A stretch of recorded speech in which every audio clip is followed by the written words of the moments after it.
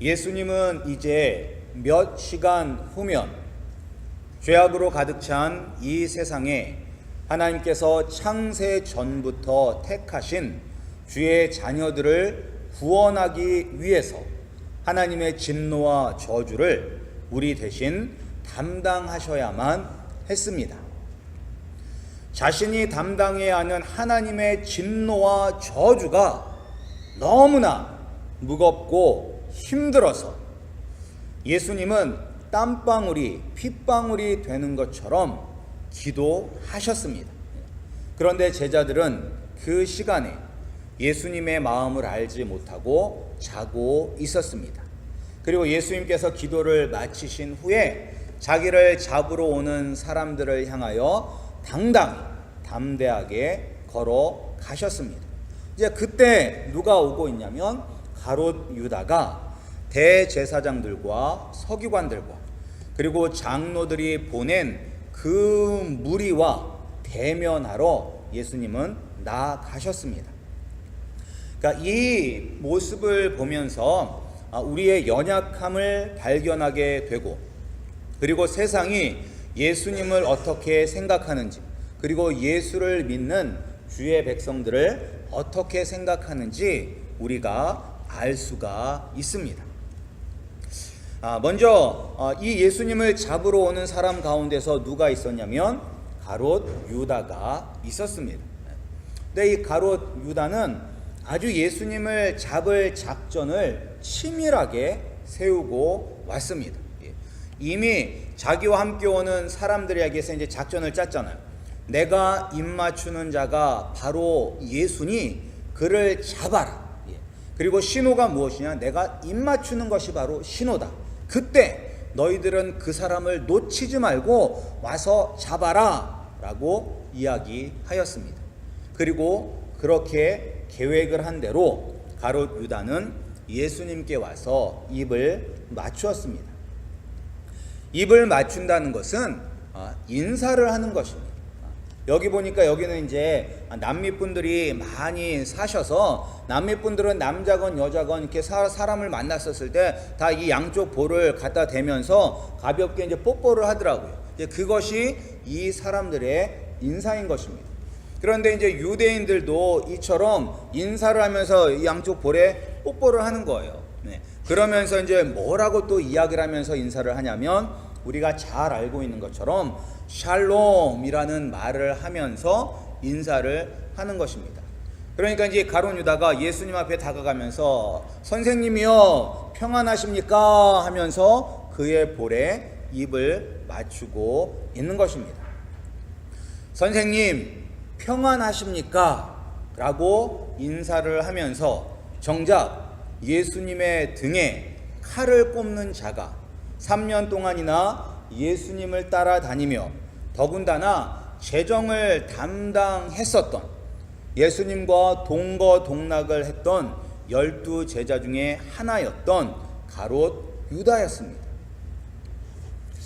이것을 통해서 우리에게 말씀하시는 것이 무엇이 있냐면 우리가 신앙생활을 하면서 우리가 조심하고 주의하고 경계해야 될 것이 있습니다. 그것이 무엇이냐면 바로 사람을 믿어서는 안 된다는 것입니다.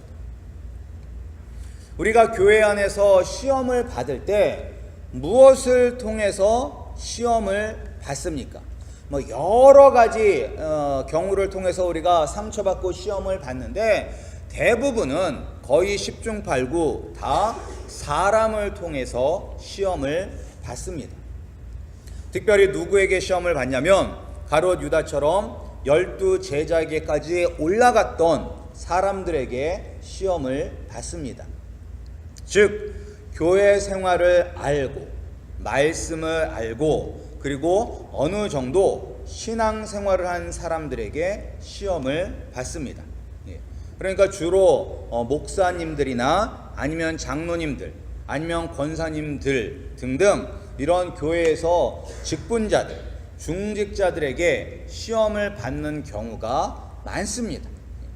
그런데 왜 우리가 시험을 받느냐? 결국은 사람을 믿었기 때문에 시험을 받는 것입니다. 그런데 우리가 기억해야 하는 것이 있습니다. 무엇이냐? 사람은 다 죄인이라는 것입니다. 사람은 다 죄인이에요. 그러니까 아무리 우리가 예수 믿고 구원받아서 의인이 되었지만, 우리의 신분은 의인으로 변화되었지만, 믿는 사람조차도 우리의 상태는 여전히 옛 사람의 성품과 습관을 버리지 못할 때가 있기 때문에 여전히 우리는 불완전한 사람인 것입니다. 따라서 우리는 사람을 믿어서는 안 되는 것입니다. 이것을 아주 잘 알려주는 한 가지 이야기가 있습니다. 어떤 이야기냐면, 한 아빠와 아들이, 한 7살 정도 되는 아들이 함께 목욕탕에 갔습니다. 그래서 이제 목욕탕에 가서 이제 샤워를 하고, 이제 뜨거운 탕이 있잖아요, 한국은. 그래서 저도 미국 생활하면서 참 가고 싶은 곳 중에 하나가 이제 목욕탕이에요. 근데 이제 미국은 목욕탕이 없어가지고 목욕탕을 잘 못 가는데, 이제 목욕탕에 가면 가운데 이제 커다랗게 온탕이 있잖아요, 뜨거운 탕이. 이제 그러면 보통 이제 어른들은 거기에 들어가서 뭐라고 이야기하죠? 어른들은 들어가서 시원하다, 시원하다 이렇게 말을 해요. 그러면서 이제 이 아버지가 이 아들, 7살 먹은 아들에게, 야 아들아, 여기 들어와 봐라, 너무 시원하다, 딱 이야기를 하는 거예요. 그랬더니 그 아들이 그 아버지를 철석같이 믿고 탕에 발을 넣자마자 어떻게 되죠? 뜨거워 하게 되면서 땅 바깥으로 뛰쳐나가게 되는 거죠. 그러면서 아들이 한마디를 합니다. 세상에 믿을 놈 하나도 없구나 라고 이야기를 합니다. 이게 1980년대 초반에 유명히 돌았던 그런 예와 그 유머 중에 하나입니다. 어떻게 보면 세상에 믿을 놈 하나도 없습니다. 목사라고 믿을 만한 사람도 아니고, 장로님이라고 믿을 만한 사람도 아니고, 권사님이라고 믿을 만한 사람도 아니고, 안수 집사님이라고 믿을 만한 사람은 아닙니다. 우리는 오직 누구만 믿어야 되냐면 오직 예수 그리스도만 믿어야만 되는 것입니다. 우리가 사람을 믿게 되면 반드시 상처받게 되는 것입니다. 따라서 우리가 믿을 분은 오직 예수 그리스도밖에 없다는 것을 아시고, 사람은 믿을 대상이 아니라 오직 사랑할 대상인 것입니다.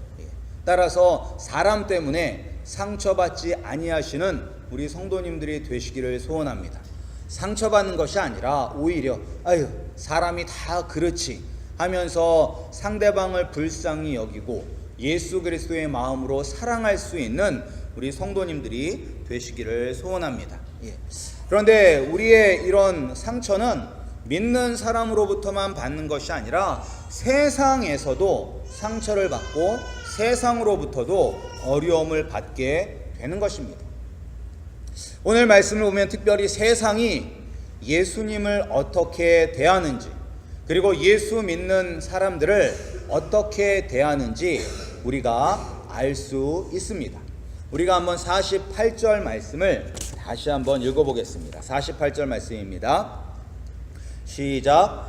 예수께서 무리에게 말씀하여 이르시되 너희가 강도를 잡는 것 같이 검과 몽치를 가지고 나를 잡으러 나왔느냐. 지금 이제 예수님을 잡으려고 이 야밤에 지금 사람들이 왔는데, 그 사람들이 무엇을 가지고 예수님을 잡으러 왔습니까? 오늘 말씀에 검과 몽치라고 이야기하고 있습니다. 검은 칼이며 몽치는 무엇이냐면 이렇게 짝달막하고 단단한 몽둥이입니다. 몽둥이. 그러니까 우리가 이것은 이 당시에 사람이나 동물을 때리는 데 쓰이며 무기로 사용되었던 그런 몽둥이에요. 그러니까 오늘날 우리가 무엇을 생각하시면 이게 좀 이해가 되냐면, 시위를 진압하기 위해서 경찰들이 사용하는 경찰봉이 있죠. 그런 경찰봉을 생각하시면 되는 것입니다. 그런데 그 경찰봉보다 훨씬 더 무겁고 단단하게 만들어져 있는 것입니다. 그래서 전쟁에서 나가서 싸울 수 있는 그런 무기였던 것입니다. 근데 지금 예수님을 잡으러 칼과 그러한 막대기, 몽치를 가지고 왔습니다. 그러면서 예수님께서 뭐라고 표현하고 있냐면 너희가 강도를 잡는 것 같이 검과 몽치를 가지고 나를 잡으러 왔다라고 이제 표현하고 있는데, 우리나라 성경에 이제 이것을 강도로 표현을 했는데, 강도라는 표현보다는 어떤 말이 더 적절하냐면 폭동이나 반란을 일으키는 선동자라는 표현이 많습니다. 그러니까 이 예수님을 어떤 사람으로 지금 보고 있느냐면 이 예루살렘 전체를 시끄럽게 할 수 있는, 아니면 이 로마의 반역을 일으키는 그런 반역의 괴수로 여기고 예수님을 잡으러 칼과 몽치를 가지고 나온 것입니다. 그런데 예수님은 반란이나 반역을 일으키시는 분이 아니었습니다. 예수님은 날마다 성전에서 말씀을 가르쳤습니다. 사람들을 선동하면서 이 예루살렘을 시끄럽게 하고 로마를 향해서 반란을 일으키는 것이 아니라 날마다 성전에 앉으셔서 하나님의 말씀을 가르쳐 주셨습니다. 그런데 사람들은 예수님을 폭동을 일으키고 반란을 일으키는 그런 선동자로 여기고 예수님을 잡으러 왔습니다. 왜 그럴까요? 왜 예수님은 말씀을 가르치셨는데 예수님을 이렇게 칼과 몽둥이를 가지고 잡으러 왔을까요? 그것은 예수님이 정말로 세상을 뒤집을 수 있는 그런 능력을 가지고 계신 분이기 때문인 것입니다. 세상이 감당하지 못하는 사람이 누구냐? 바로 예수 그리스도를 믿는 사람인 것입니다. 근데 왜 우리를 감당하지 못해요? 세상이. 우리가 누구를 믿기 때문에? 예수님을 믿기 때문인 것입니다. 그러니까 그 예수님이 그 자리에 서 있으니까 하나님의 아들이신 예수님이 있기 때문에 예수님은 세상이 감당할 수 없는 사람이기 때문에 예수님을 잡으러 온 것입니다. 이 거짓되고 어두운 세상에서 유일하게 생명의 길로 인도하시는 진리이시며 빛 되신 분이 누구냐? 바로 예수님이신 것입니다. 그런데 어두움은 빛을 싫어합니다. 어두움은 빛을 미워합니다. 왜냐? 빛이 있으면 어두움이 사라지기 때문인 것입니다. 여러분들도 여러분 마음을 한번 보시기 바랍니다.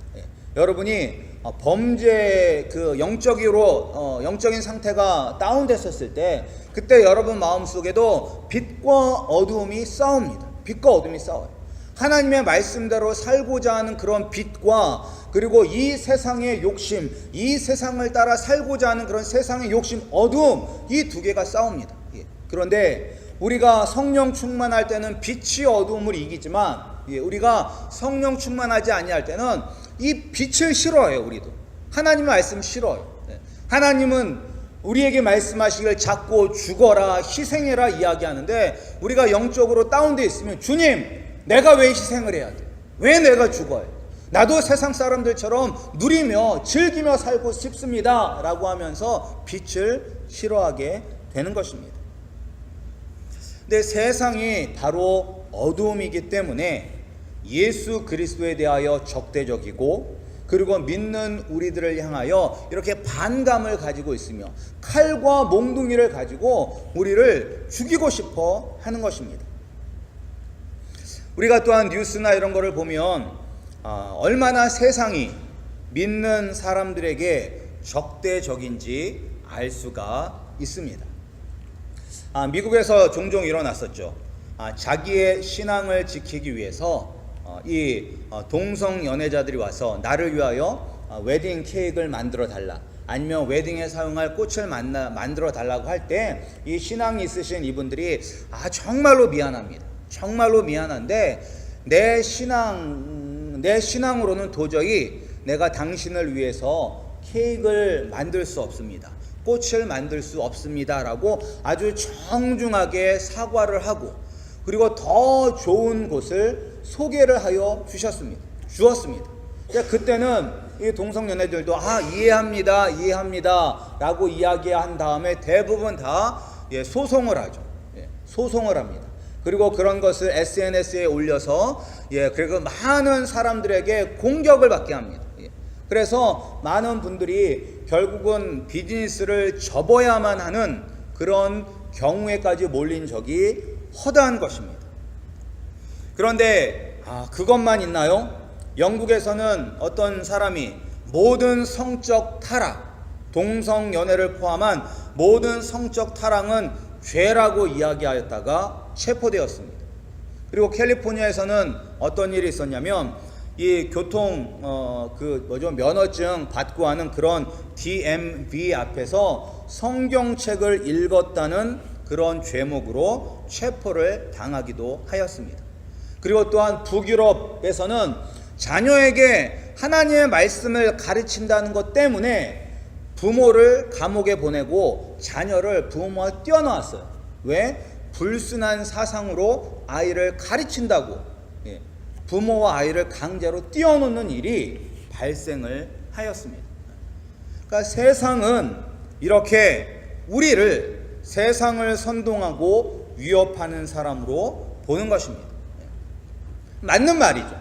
맞는 말입니다. 왜? 우리는 빛의 자녀이고 세상은 어둠에 속해져 있기 때문인 것입니다. 빛과 어두움은 공존할 수가 없기 때문인 것입니다. 그러면 우리는 이런 세상에서 어떻게 대처하며 살아야만 할까요? 오늘 본문에 보면 예수님의 제자 중 한 사람이 칼로 대제사장의 종의 귀를 쳤습니다. 이제 이게 마태복음이나 다른 복음서에 보면 베드로라는 것을 알 수가 있습니다. 그러니까 칼에는 칼로 대응을 한 거예요. 너희가 칼과 몽치를 가지고 예수님을 잡으러 왔느냐? 그럼 나도 칼로 너희들과 싸우겠다라고 베드로는 그렇게 행동한 것입니다.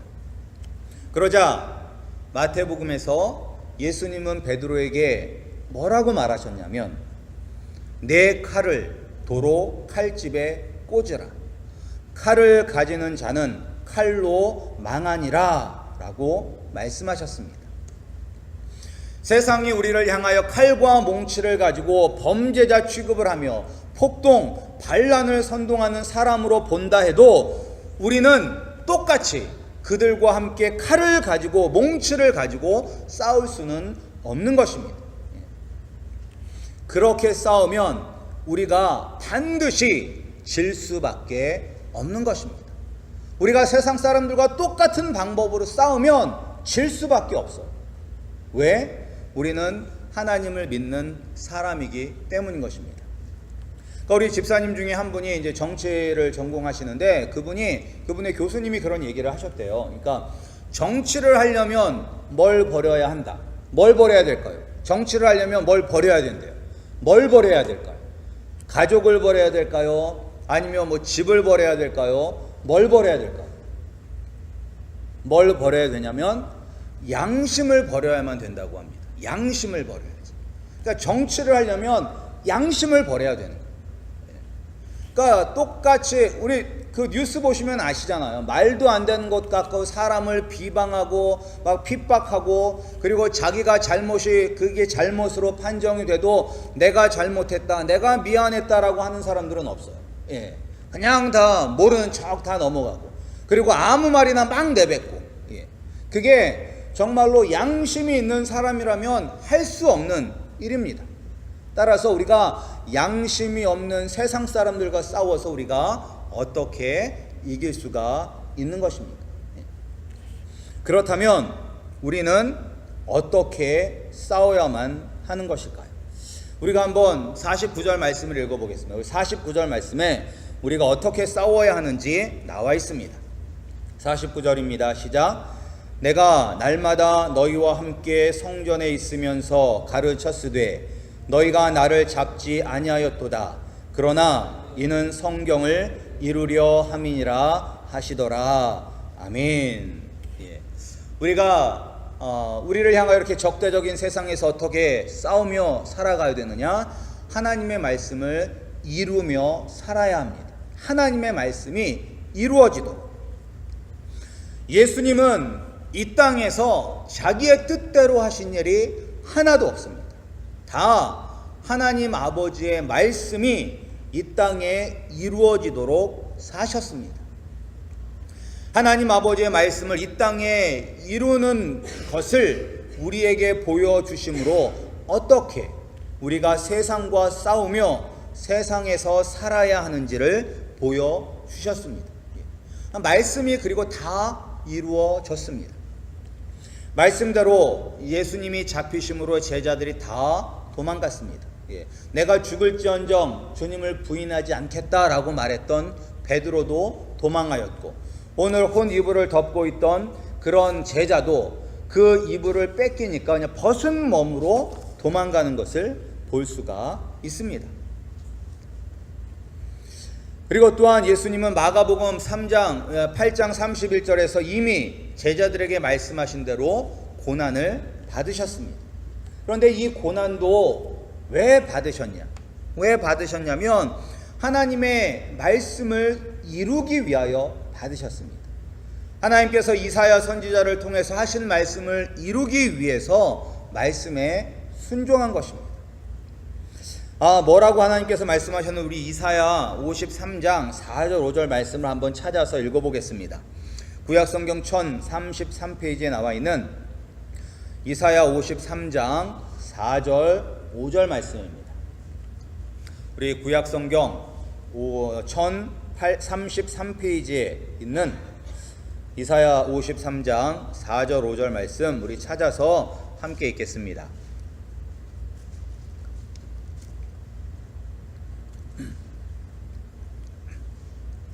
이 예수님의 고난에 대해서 말씀하시기는 이사야 52장 13절에서부터 53장 12절까지 말씀이지만 우리가 53장 4절 5절 말씀만 우리가 함께 읽겠습니다.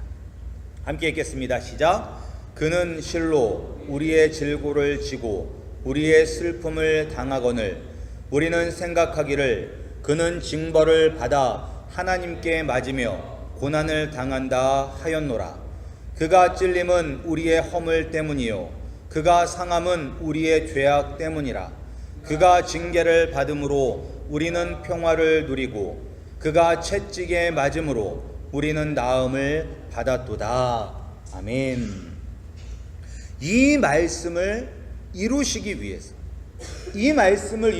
위해서 자신을 폭동과 반란의 선동자로 여겨 칼과 몽치를 들고 잡으러 온 그 사람들에게 기꺼이 잡히신 것입니다. 말씀을 이루기 위해서.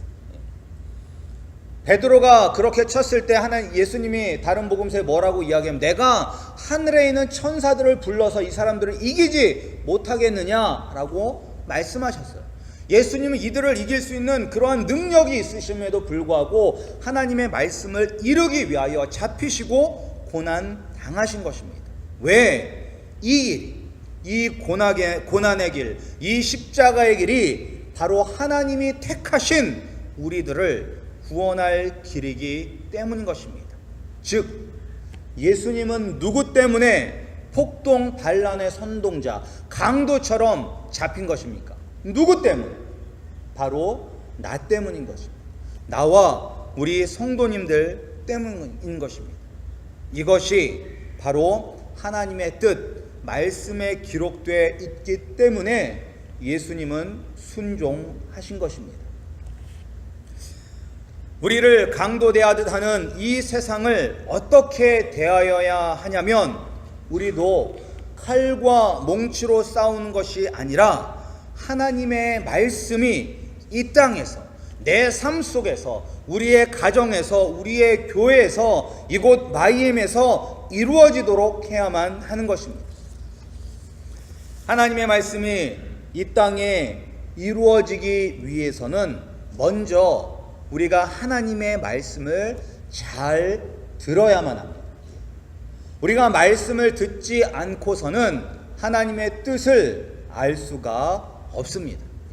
그래서 우리가 부지런히 성경도 읽어야 되는 것이며 우리가 또한 부지런히 예배에 참석해서 말씀도 들어야만 하는 것입니다.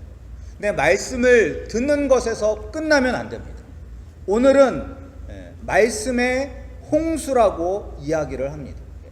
그러니까 우리가 인터넷이 있기 때문에 이 세상에 수많은 좋은 목사님들의 그 설교를 참 많이 듣습니다. 그래서 이제 말씀의 홍수의 시대라고 하는데, 그런데 듣는 것도 중요하지만 듣는 것보다 더 중요한 것은 무엇이냐면, 들었다면 그 말씀에 순종해야 합니다. 순종해야 합니다. 그리고 그 말씀대로 살아야만 합니다. 그러나 참 어렵습니다. 나를 강도처럼 대하면 나도 강도처럼 대하고 싶습니다. 그리고 나도 하나님의 말씀대로 사는 게 맞다는 것은 알지만, 나도 세상 사람들처럼 세상의 것을 누리며 살고 싶은 그런 유혹과 시험을 이기기가 참 힘듭니다. 맞습니다. 세상의 유혹 너무나 이기기 힘듭니다. 그런데 내 힘으로 하려면 어렵습니다. 내 힘으로 합니다. 우리가 신앙생활을 할 때 다 내 힘으로 하려고 하면 다 실패할 수밖에 없습니다. 하나님의 말씀이 이 땅에 이루어지도록 순종하며 사는 것은, 내 힘으로 그렇게 살려고 애쓰며 노력할 때는 너무나 어렵습니다. 그때 우리는 예수님을 생각하시기 바랍니다. 예수님이 누구 때문에 폭동과 반란을 일으키는 선동자처럼 칼과 몽치를 가진 무리에게 잡히셔야만 했는지 우리가 기억하시기 바랍니다. 누구 때문에? 나 때문에. 왜 나 때문에? 왜 나를? 내가 나를 구원해달라고 구걸한 적도 없는데 왜 나를 위하여 예수님께서 이러한 고난과 고통을 당하셨습니까? 왜? 창세 전부터 하나님께서 나를 택하여 주시고 사랑하여 주셨기 때문에 그 뜻을 이루시기 위하여 예수님은 기꺼이 잡히시고 고통당하시고 십자가에 물과 피를 쏟으며 죽으셨습니다. 나를 사랑하셨습니다. 하나님께서 예정하신 대로 예수님을 통하여 나를 구원하여 주시고 이제는 우리에게 천국의 소망을 주셨습니다. 그리고 왕이신 예수님이 나의 힘, 나의 소망, 나의 산성, 나의 방패, 나의 피할 바위가 되어 주셨습니다. 우리가 정말로 그 하나님 아버지의 사랑과 예수 그리스도의 은혜를 깨닫는다면 우리도 사도 바울처럼 진정으로 고백할 수가 있습니다. 이 세상의 모든 것들을 내가 배설물처럼 여길 수 있다, 여겼다라고 고백할 수가 있습니다. 우리 성도님들, 그러한 아버지의 사랑을 깨달으시고 그 아버지의 뜻에 순종하기 위하여 고통당하신 예수님의 고난을 생각하심으로 말미암아 예수 그리스도의 힘으로 이 세상을 이기시는 우리 성도님들이 되시기를 소원합니다. 우리는 왕같은 제사장이라는 것을 여러분들이 명심하시고 세상이 감당하지 못할 사람이 바로 나라는 것을 깨달으셔서 우리가 칼과 몽치로 세상을 대하는 것이 아니라 말씀으로 세상을 이기시는 우리 아름다운 교회 성도님들이 되시기를 주님의 이름으로 축복합니다.